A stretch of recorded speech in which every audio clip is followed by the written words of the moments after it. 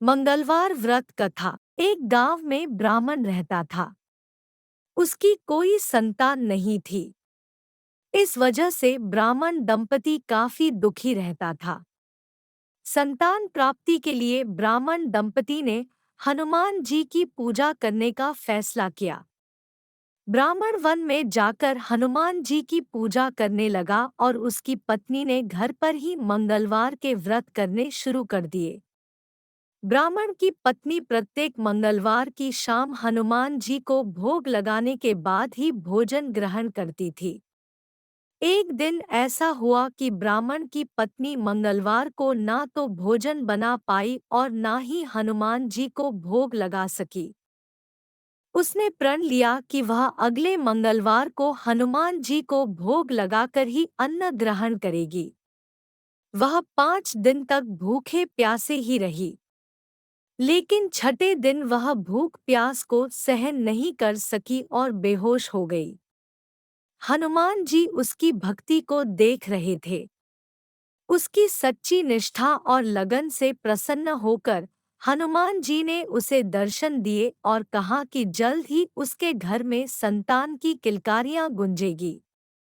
यह कहकर हनुमान जी अंतर्ध्यान हो गए। कुछ समय के बाद उसने एक सुंदर बच्चे को जन्म दिया। उसने बच्चे का नाम मंगल रखा। कई दिन बाद जब ब्राह्मण वन से तपस्या करके वापस लौटा तो देखा कि घर में एक बालक खेल रहा है। पत्नी से पूछने पर उसने बताया कि यह उन्हीं की संतान है और इसे हनुमान जी ने अपने आशीर्वाद से दिया।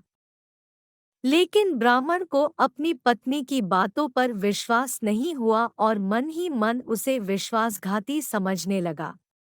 उसने मान लिया कि उसकी पत्नी झूठ बोल रही है। ब्राह्मण ने मन ही मन में उस बच्चे को मारने की सोच ली। एक दिन उसने मौका पाकर बच्चे को कुएं में धकेल दिया और अपना काम करने लगा।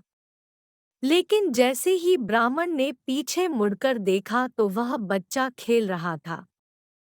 उसी रात हनुमान जी ब्राह्मण के सपने में आए और उसे पूरी बात बताई। सपने में ही ब्राह्मण ने हनुमान जी से क्षमा मांगी और मंगल को अपना पुत्र स्वीकार किया। इसके बाद वह तीनों सुखी से रहने लगे। जो भी स्त्री पुरुष मंगलवार को विधि पूर्वक हनुमान जी का व्रत और पूजा अर्चना करते हैं, उनके सभी कष्ट और संकट दूर हो जाते हैं। इस कथा को सुनने से भी कष्टों से मुक्ति मिलती है।